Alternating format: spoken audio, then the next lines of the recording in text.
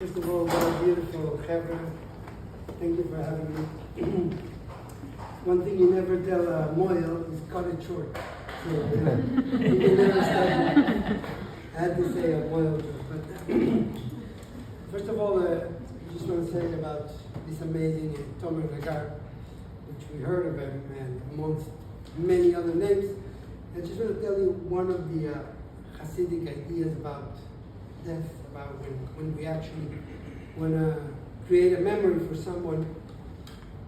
In the Torah, there's no, the place where we bury somebody, the cemetery, is called Bet HaChaim.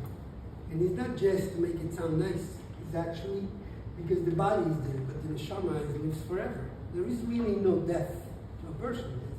It's just, changing of the neshama goes from this physical world into a different level. So the Zohar tells us that the only way to keep somebody really alive in this world is by doing mitzvot in his honor. Because every mitzvah that you do, you draw him down here. You're doing something in his name, you're keeping him here. And the same idea is about every mitzvah. In the Kabbalah it says that mitzvah is not an obligation, but the word mitzvah in Hebrew means tzivui, right? An obligation. But in the Zohar, it twists it and it says that the word mitzvah is tzavta, is a connection. Yes, so the idea of every mitzvah is to connect to Hashem, to feel that connection. So it's not just about doing what you're supposed to do, being yotze, doing the right thing, but it's about feeling that connection with Hashem. And if that's lacking, the neshama of the mitzvah is lacking. Yet the Kabbalah is the neshama of our Judaism, right? So sometimes we can do the mitzvah, but we forget about the kavanah. The kavanah is, I always say that there's a Gemara that says that what if a person does a mitzvah but he doesn't know what he's doing? So does he fulfill the mitzvah or not? Let's say you put a tefillin but you have no clue what you're doing or what you say. Do you fulfill the mitzvah or not? There's a machloket, yeah? Like a good Jewish thing, there's a machloket. In the Talmud, it goes back and forth. Mitzvot tzrichot kavanah or enam tzrichot kavanah. The mitzvot need kavanah to be fulfilled or not. And then the halacha is that enam tzrichot kavanah. The mitzvah is the action. You do it, you do it. But there's only two exceptions. Shema Yisrael. To say Shema Yisrael twice a day, you have to know what it means. Shema Yisrael Hashem Elokeinu Hashem Echad. Because you're proclaiming the unity of Hashem. And also the Brit Milah. Yeah, my favorite mitzvah. That is the mitzvah that you actually need to pay attention to what you're doing, because otherwise it's just a circumcision. And that's why the importance of having a kosher bris. Brit Milah is kosher with a proper rabbi who's putting the proper intention, as opposed to just like people invite somebody or a doctor, or, then it would be the action is there for the Shabbat. So in honor of Tomer Nagar. So I'm going to start with a little joke. Yeah, this was just the pre. So here's a little joke. In the Gemara it says that Rava, one of the great sages in the time of the Gemara, he says before he started every shiur, he would say a joke.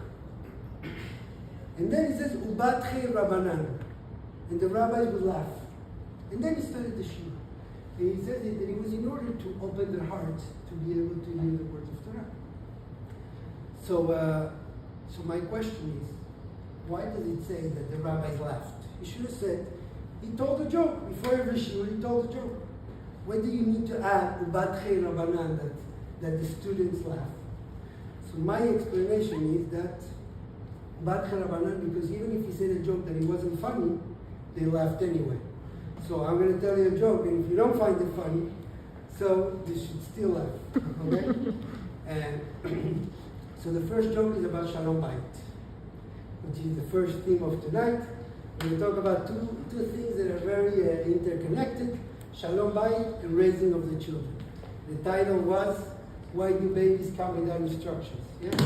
I'm there, I have the zchut to be there at the time a new baby. I'm a lot of parents just becoming parents at that time.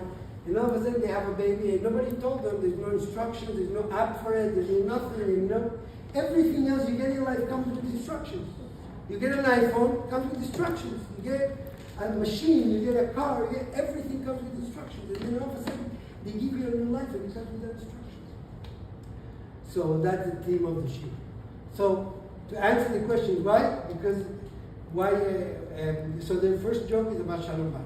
So there's this guy, 20 years into his anniversary, and he comes home, and his wife comes home and she sees him crying. Yeah, remember, it's a joke. Okay? Okay, so his wife comes and she sees him crying. His 20th anniversary, the guy is sitting in the couch and crying.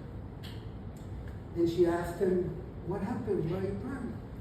So he said, do you remember 20 years ago when we met and I was in trouble with the law for tax evasion and I was going to go to jail, and then your father came to me and he told me, you have two choices. You can either go to jail or I can help you get out of jail and you marry my daughter. She says, yes, I remember. He says, well, today I would have been free.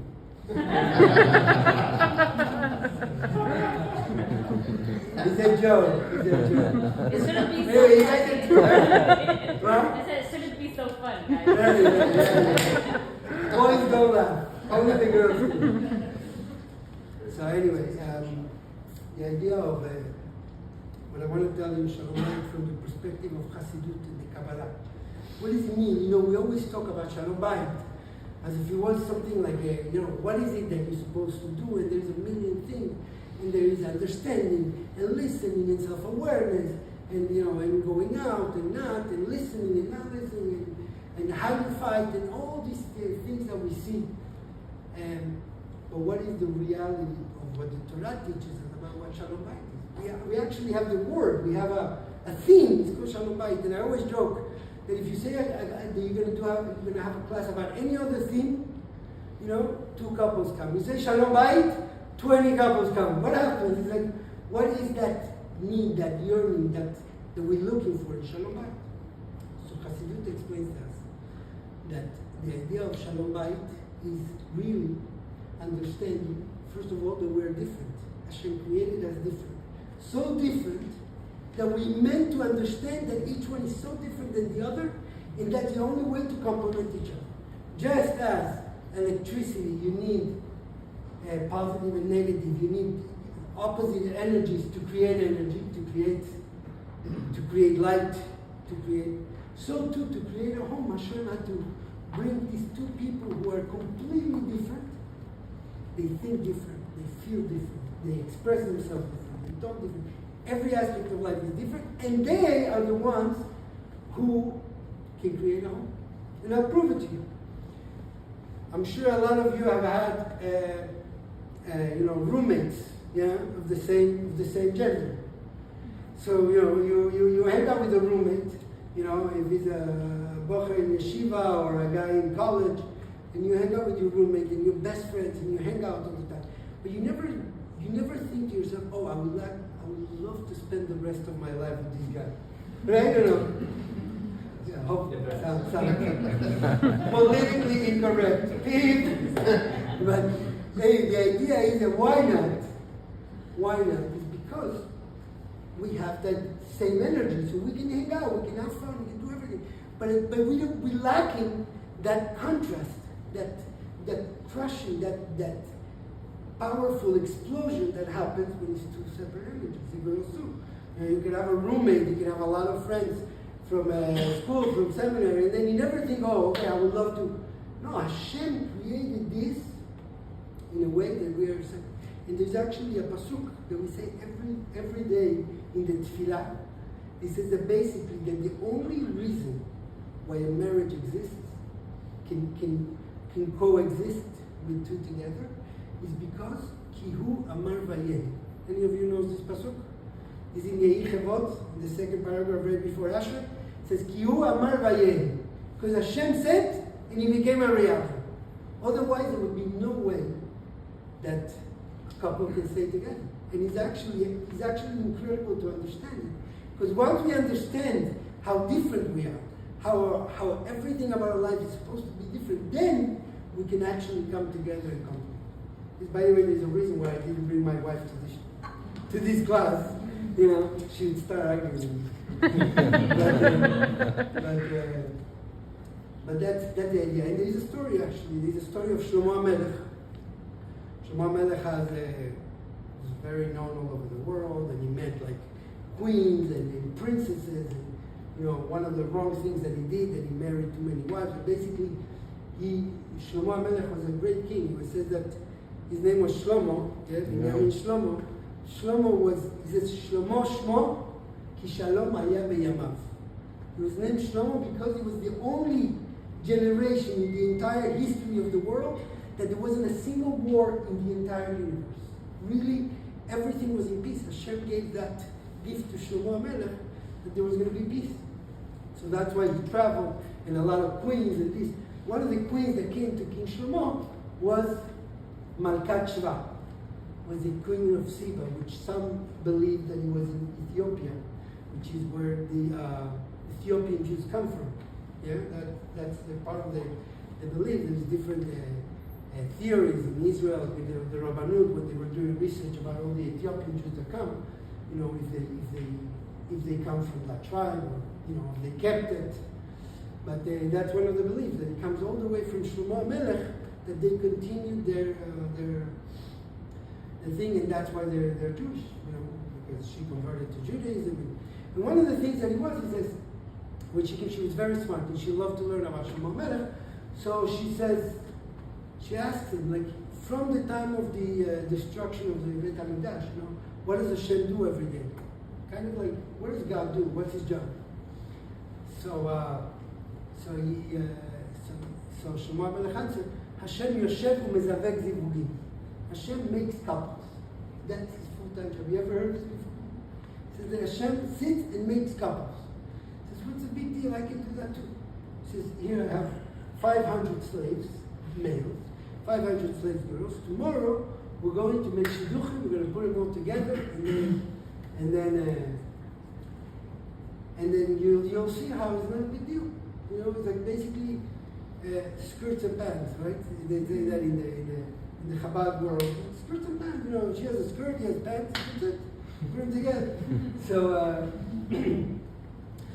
So she did it. Yeah. So Shlomo HaMelech says, go ahead, I want to see how it turns out.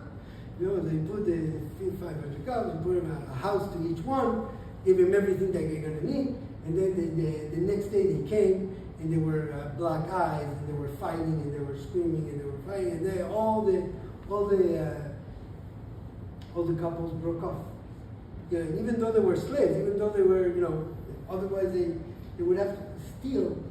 Everyone has that special connection with somebody. We don't even understand how it happens. We don't understand how we meet each other, how we come to the same place. We know how it happened. Each of you has their story of how it happened, how you met, and that was a special moment. And the moment that you decided, that you had this feeling inside that you can't explain, that you want to marry each other. So we all have our stories, but we can't explain it. What happened that you decided, you saw this guy and you said, with this guy I'm going to spend the rest of my life. With this girl, it doesn't make any sense. Yeah. So basically, that's what Hashem does. Hashem yoshev u'mezavek zivugim. Each one of you, each one of us, Hashem put together from. He sits over there and he's looking and the truth is, lo alenu, even when a couple ends up in divorce. So then, what's the explanation? Chas v'shalom, if a couple doesn't have Shalom Bayit, and they end up. So what? Hashem didn't make that became a wrong. So then the explanation to that is that we don't learn how to work with our bodies, with our outside necessities, but the neshamot are connected.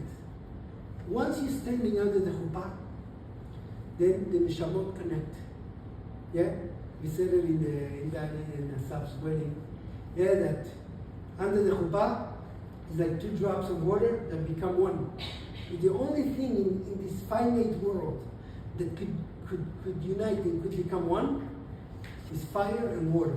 Every other thing do not become one. They just stay 2 separate entities. The only 2 physical things that they can become, you put them together and they become one, and then you can never separate them again, is 2 drops of water and fire. Yeah, those are the most spiritual things, and that's a connection of the couple. Yeah, the under the chuppah. So the connection is already there. Hashem already put you together. You belong together and you can make it work. The question is, how much do we put on? Now it comes the psychology and the work and not the work. I don't like to call it the work, even though it is work. But I don't like to call it the work. No, it's not the work. It's the investment. Yeah.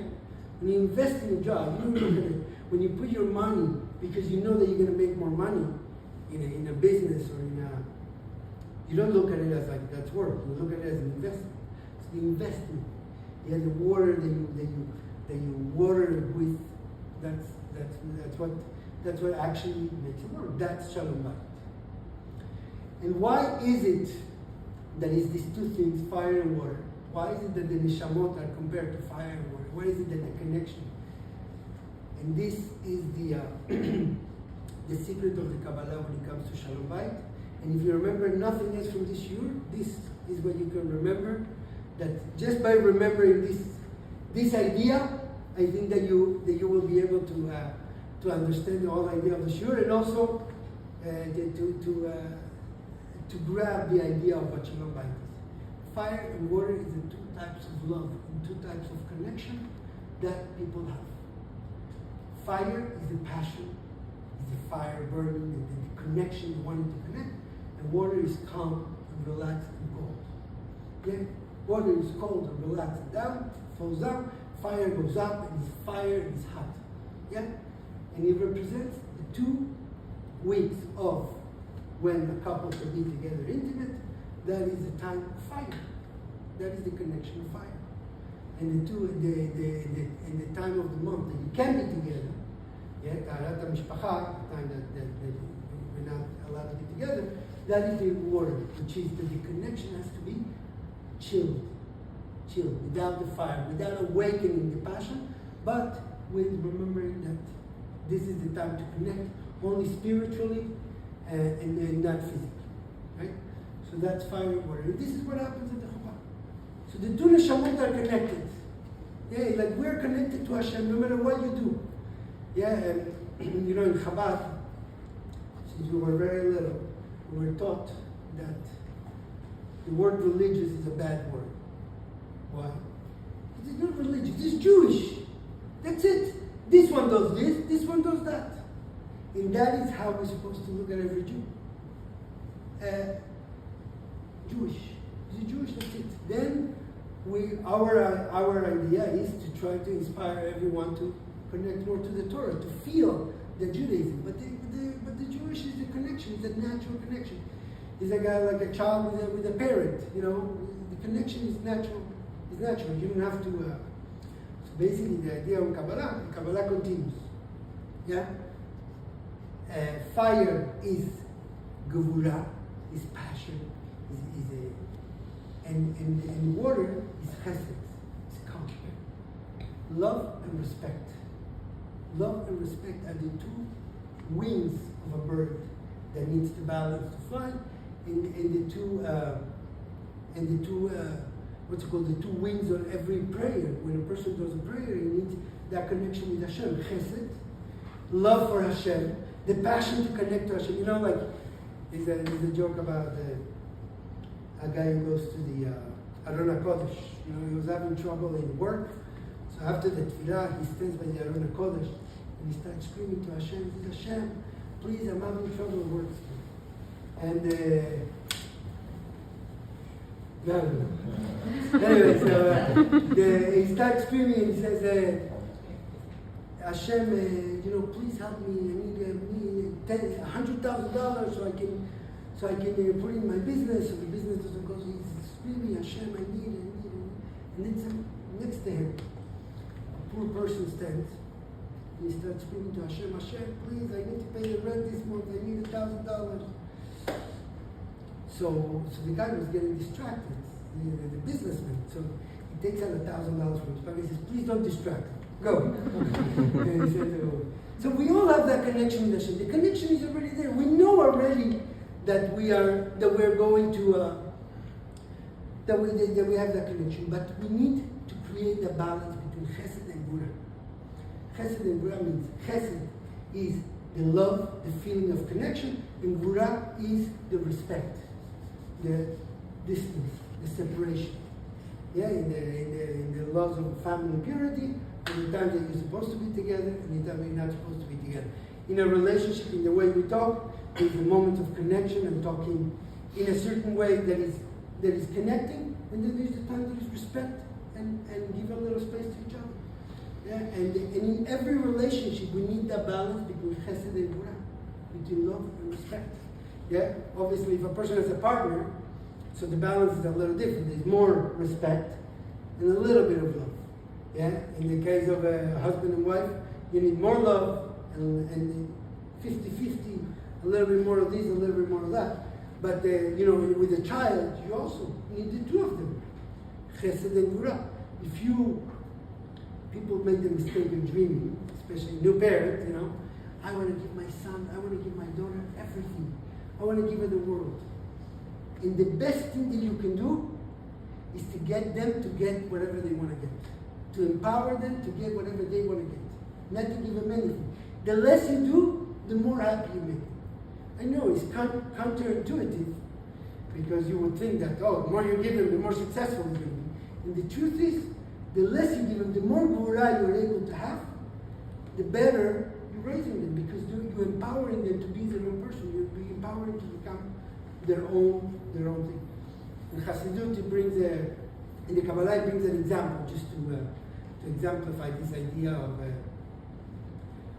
of chesed and gvura. It says, let's say a child wants 2-year-old. Yeah, anybody has a 2-year-old? 3-year-old, crazy twos. Yeah.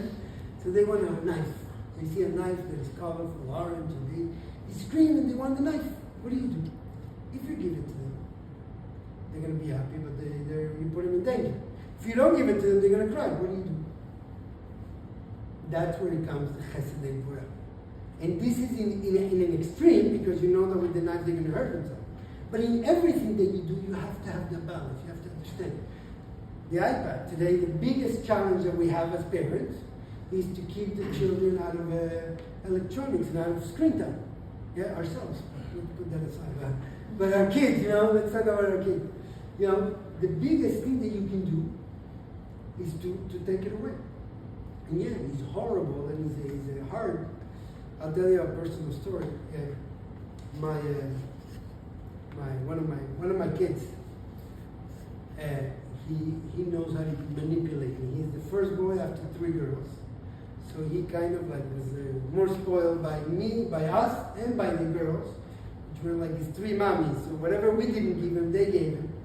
And I remember one time he was 8 years old. And we told him that if he did something in school, I don't remember what happened, he was going to get a set of Legos. He loved Legos. So we take him to a mall. He chooses his Lego. Oh, no, sorry. We were going to give him money, $10 towards a Lego. That was the deal. Give him $10 towards a Lego. So he did it. We give him the $10, and that's it. So he's going to the store. We're going to choose a Lego. So we walk into the store. I walk with him. Myself, my wife is in another store. I don't know doing what. But anyway, so he goes and he chooses a Lego that costs $9.99, right? So he goes into the cashier with his $10, and the thing was $10.25 after taxes. So I was obviously, what are you going to do as a father? It's like, you earn it, I'm going to give you the 25 cents, who cares? But I didn't say anything. At that time, I was like, I'm not going to say anything. Let's see what happens. So he's like, oh, I don't have enough money. He's like, oh, so I said, oh, what am I going to do? And then he says, well, I guess, the next time I make money, I'm going to be able to buy it. He himself understood, was able to if I did it, if I stepped up, I would have messed up that amazing learning experience that he had.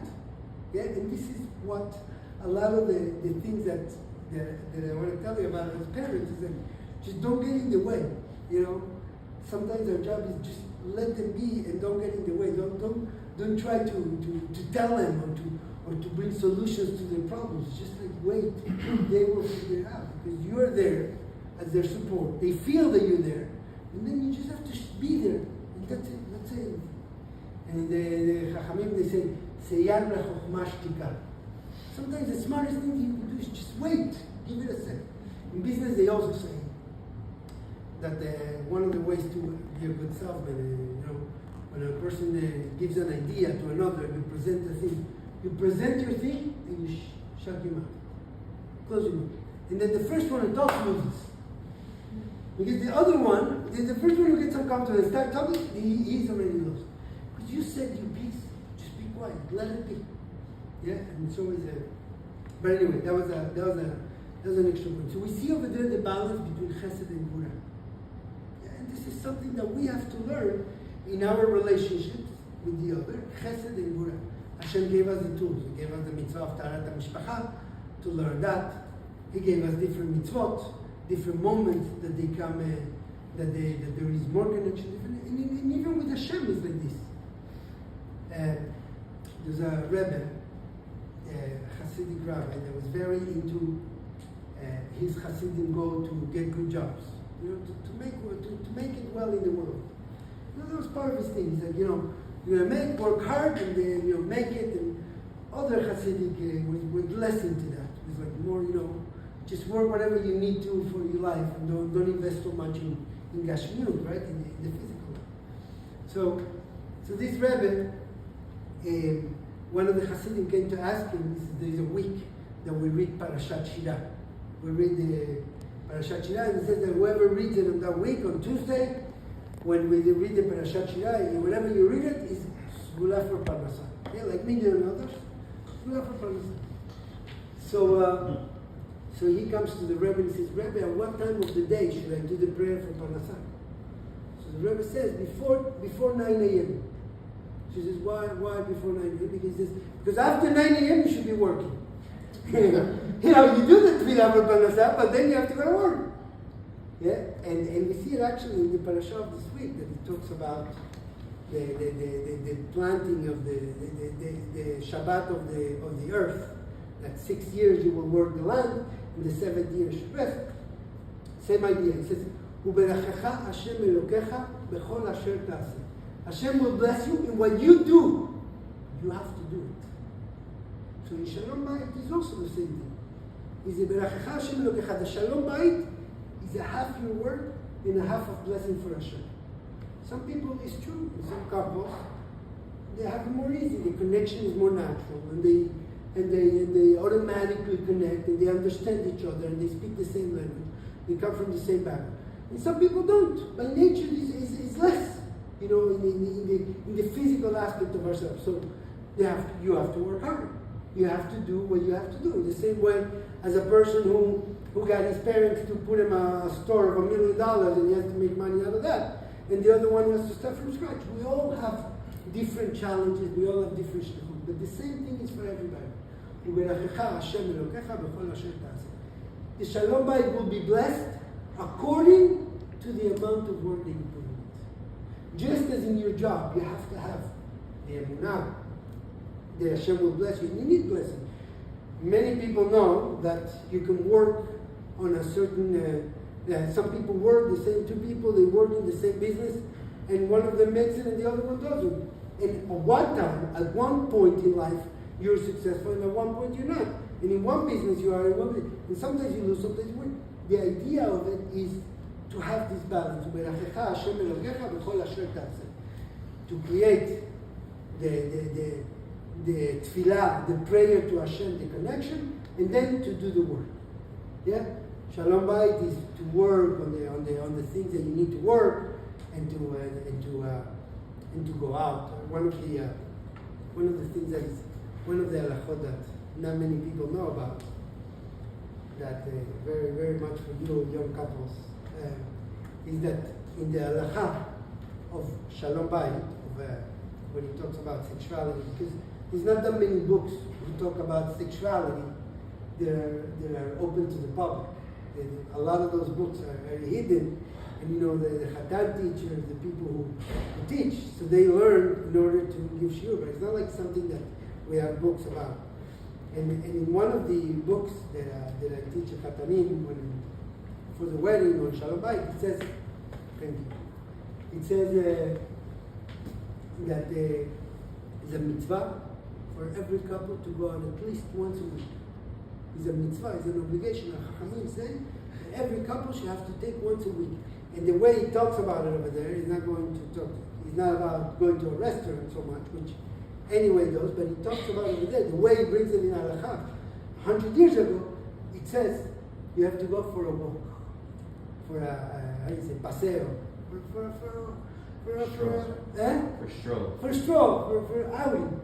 Why? So then you can go out of the house, of the obligations, of the pressure of the home, and then you can go to a new place where you can reconnect. And that's what you create, the connection in order to. We have the same thing in shul, what we were saying about the parnasah. You go to shul, you daven, you pray to Hashem, you do all your this, and then you go to work. Yeah? So you need that moment of connection to Hashem, so then your work can be inspired by that. You go out that one night a week, at least. So it can be two.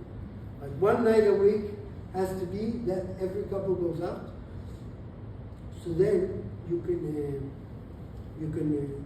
when you come home, that connection is already strong to take on the day-to-day life in a more connected way, in a more passionate way, in a more connected way. And instead of becoming, like not that anybody watches movies over here, but in a lot of the romantic movies, it's like, I don't care about the problems of money because I'm next to you. And the idea is that at that moment, when we're connected, we have that feeling that nothing else matters. And I'll tell you even more. The Chachamim go to as much as to say that a couple that has Shalom Bayit has everything. And a family that there is no Shalom Bayit has nothing. Everything that you have is worthless. And I can tell you from being in Aventura, Baruch Hashem, in the community for many years, there's people that they seem to have it all, they have nothing. Because if they don't have Shalom Bayit, then what are you working for? Who are you going to use the money with? Who are you going to spend it with? You have to go around and look for friends and shop around and fish for friends from wherever because you didn't have them to spend it with because there's no family unit. And I'll tell you one little story. Yeah. I was going to Brit Milah on Shabbat in LA. I don't usually travel that much because there's a moel there, but it wasn't in LA, it was outside LA.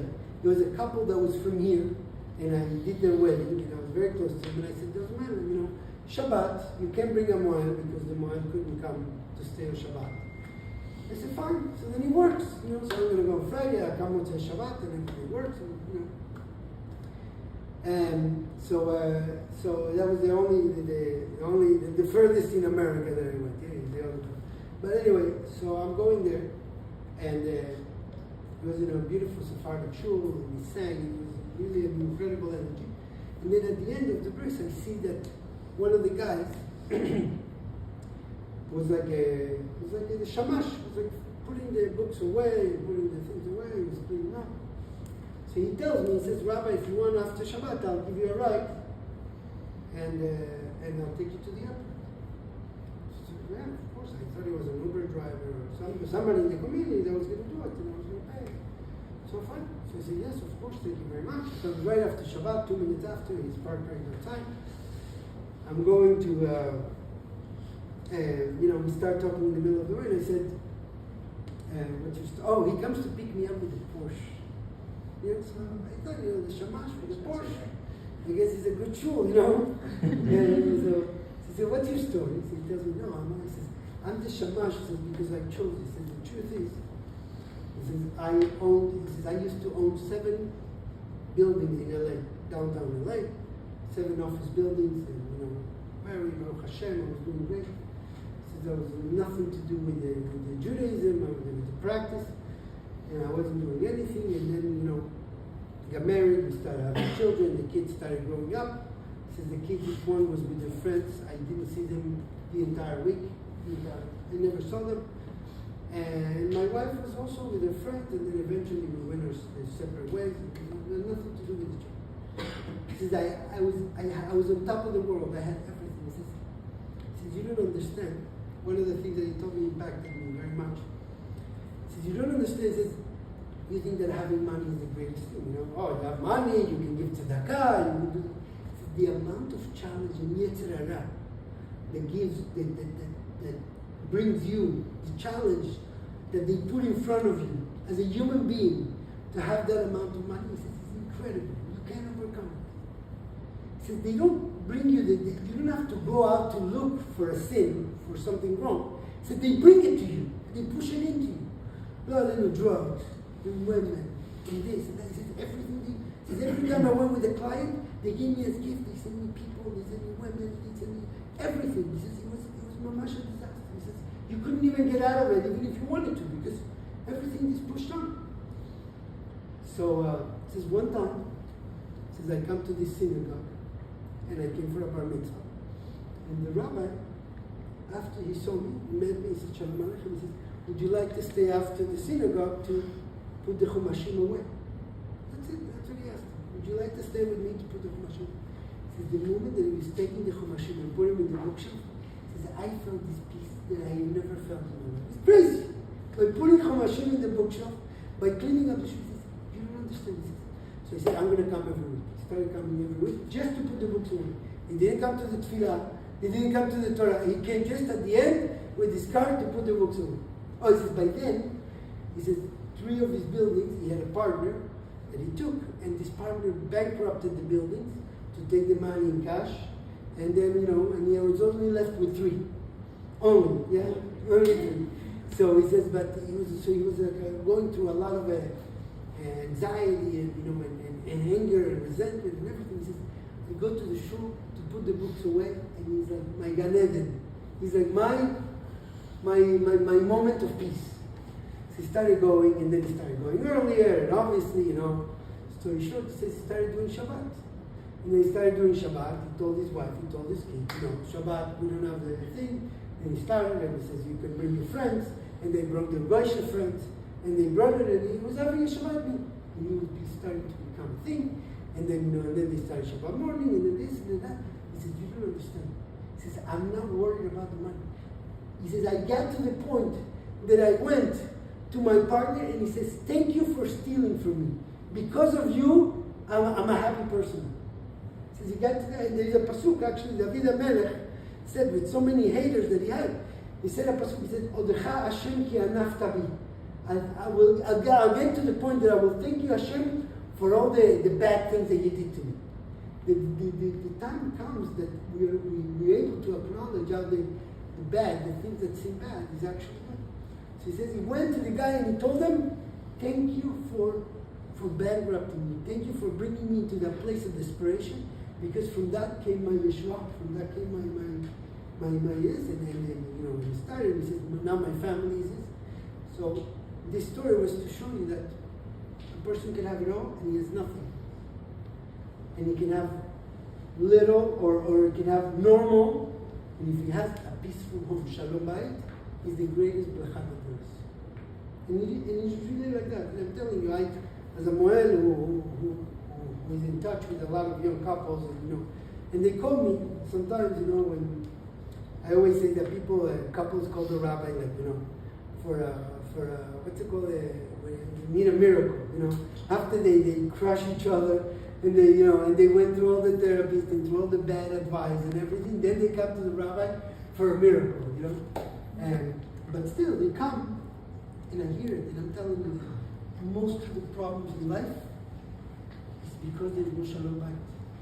And Shalom Bayit is very simple, knowing that it comes from Hashem, and the part that is from Hashem, and then the part that is our investment, our putting into.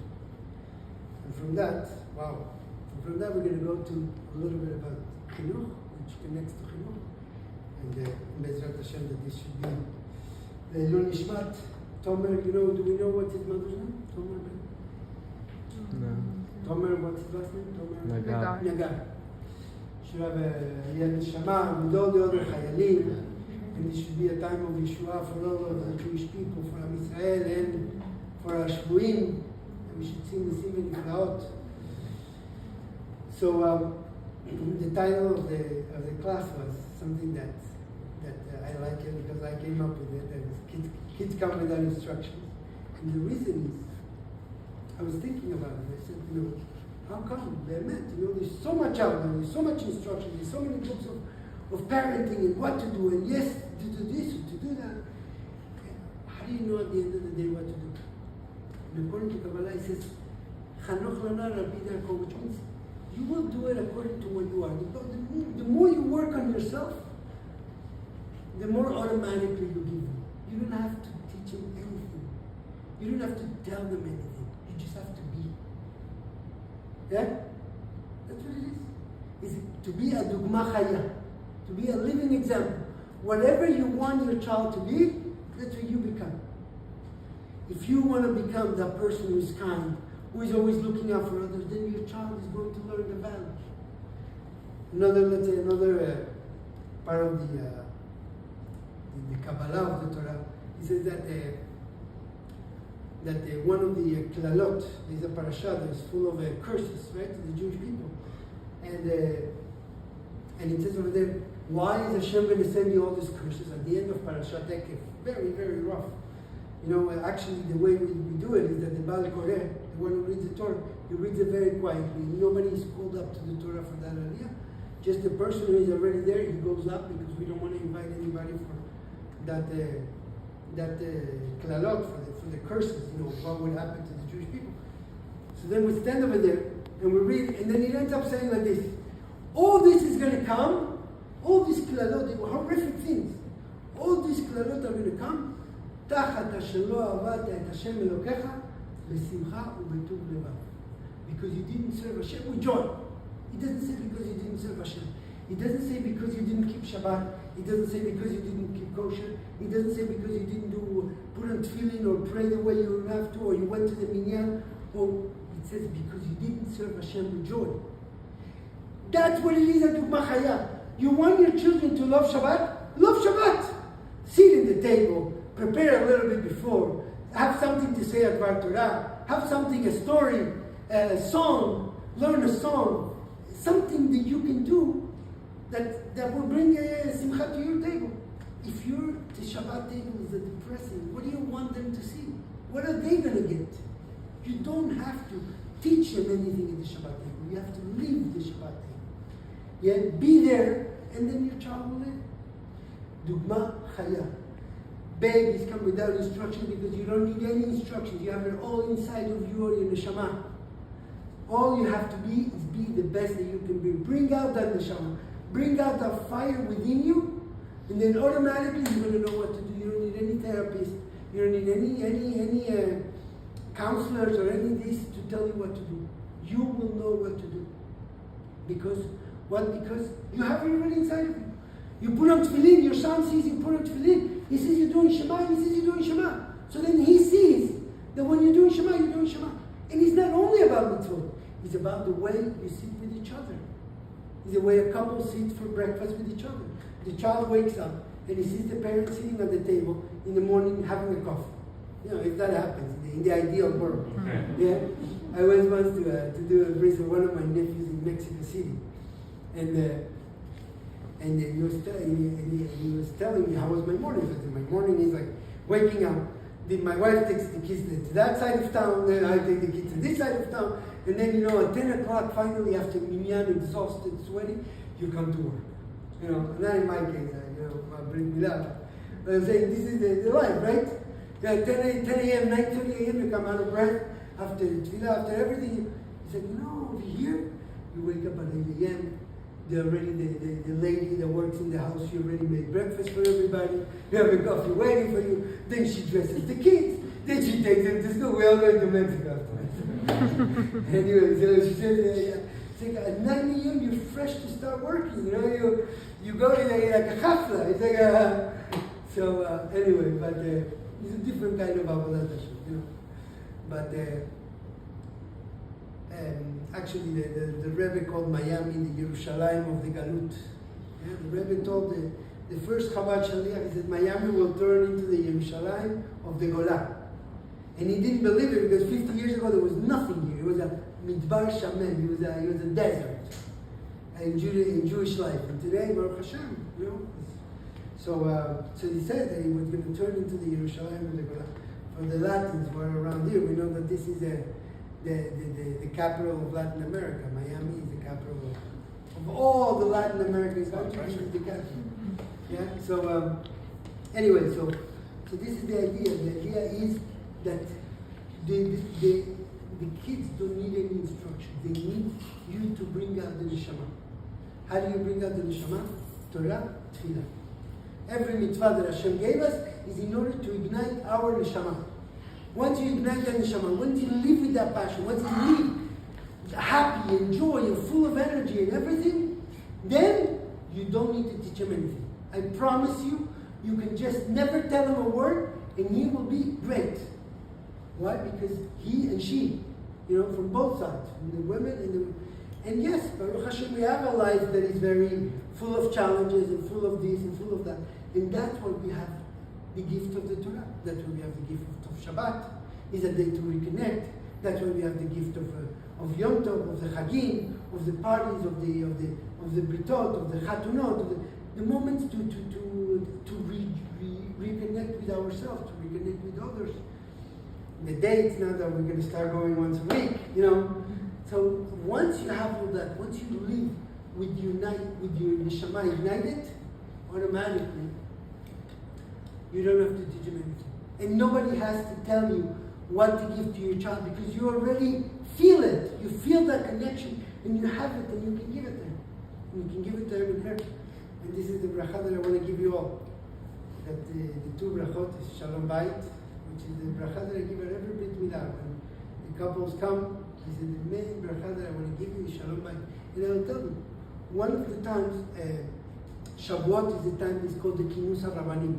All the rabbis, the big, not the rabbis like, the pulpit rabbis, but the rabbis, the Rabbanim, the Poskei Halachot, the Batei Din, the rabbis that they write the Shulchan Aruch and the different halachot for our time, like Rav Ovadia Yosef, big Rabbanim, they all get together in Shavuot because it's the only holiday that doesn't have any halachot. Yes, and that's the time that they do so one time they were talking about like the problem that a lot of the children are living the way of Torah and Mitzvot, and what can we do? And they were saying this idea that we have to teach the parents how to keep the Torah with joy. And especially when a person is being brought up religious, that bad word that we don't like to say, but when a person is brought up religious, he's already in nature for him. Nobody has to tell him that he can't turn on the light on Shabbat. Nobody has to tell him that he can't watch the Inter Miami game on Shabbat. Nobody has to tell him because he doesn't even know. But he has to put more energy into the mitzvot because he always did it. Because if tefillin for him was an annoying thing that he has to do for 13 years, now he's 26. 13 years ago he started doing it. He was never able to get out of it. So now the energy that he has to put into it is much more than somebody who never put a tefillin, and you have a gift. The person who did, and that's why, and with this we finish with the coming of Mashiach. It says that when Mashiach comes, the first thing he's going to do is going to make the tzaddikim do teshuvah.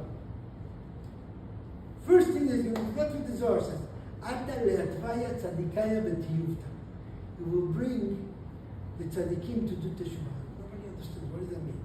Tzaddikim, teshuvah, Mashiach. So I'm telling you. Basically, the idea is, my explanation again, is that the idea of the tzaddik, what we call tzaddik is the person who was born religious. He does the mitzvah by default. They are the ones who need the biggest teshuvah. Because a person who brought up with Torah and mitzvot, he never will have the passion that somebody who didn't do it has it to keep a Shabbat. He will never feel that passion unless he works on it so much. He will never have the joy and that simcha and that connection when he goes to put on tefillin for the first time. I put on tefillin sometimes with people who never put on tefillin, and there's tears in his eyes. I say, I wish one day of my life I will put on tefillin and I will feel that. I'll do the Brit Milah sometimes in very religious, communities, right? So everybody's with the hat and jacket, and everybody's like, what do we have to do now? And they follow and they forget about the passionate moment of the Brit Milah. They forget about the neshama. And that's why it says that when Mashiach comes, Basically, it will give us all that sense of the life of a Baal Teshuvah, of a person who does Teshuvah. And a Baal Teshuvah doesn't mean a person who becomes religious again. A Baal Teshuvah is each one of us. Is when we decide to switch from the things that we used to and to change and to do one more mitzvah for Hashem. So Bezrat Hashem, that this shiur should bring a Shalom Bayit, a little more step into deeper Shalom Bayit, deeper connection, and deeper learning about the halachot of Taharat HaMishpacha. And of course, nachat from the kids, that we should see our kids growing up healthy and with simcha, with joy, with passion, with the simchat chaim, and all that comes by being that. So let's all work on ourselves to live our lives a little more passionately and a little more connected to the things that we do, and then our kids automatically will. Amen.